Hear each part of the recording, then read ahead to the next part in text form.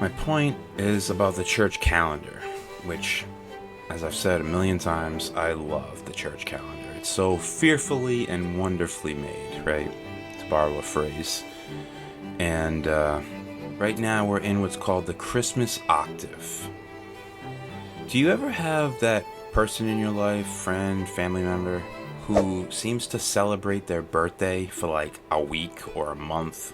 They make it way more than a day. They're talking about before, they're talking about it after. Maybe the whole month is like their birthday month, right?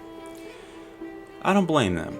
It's kind of innate in us to want to celebrate what we value longer.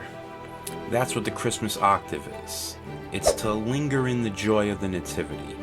It begins on Christmas, and then it ends the following Sunday. That's 8 days altogether, with Christmas being the first day of the octave. And the point of the octave is to both linger in the joy of the Nativity, but to also reflect on the mysteries of the Incarnation of the Lord. You know, to really understand what it means that He came down to earth and dwelled among us. He lowered Himself to our level. In every other religion, it's people grasping after God or grasping after the Almighty.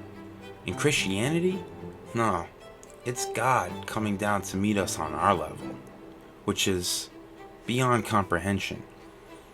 What kind of God would lower Himself to be like us? One that loves us. One that truly loves us. So what is the octave made of? What is the octave? Begins, like I said, on Christmas. So December 25th is the Nativity of the Lord. December 26th, the following day, as I said, is the feast of St. Stephen, the first martyr. December 27th is the feast of the beloved apostle, St. John the Evangelist. The next day, the 28th, that's when we celebrate the Holy Family, Jesus, Mary, and Joseph, you know. Then we have on December 29th, St. Thomas Becket. It's an optional memorial. And the 6th day of the octave is just the 6th day of the octave. No celebration, feast day, or memorial. The 7th day of the octave, we celebrate St. Sylvester the First. And then on the 8th day of the octave, the final day, New Year's Day, we celebrate the Solemnity of Mary, the Mother of God. This is also her time, you know. She was the vessel for the Holy Spirit to bring Jesus into the world on Christmas Day. And then a week later, on the 8th day, here we are, we're celebrating her again, the Ark of the New Covenant, the Solemnity of Mary, Our Lady.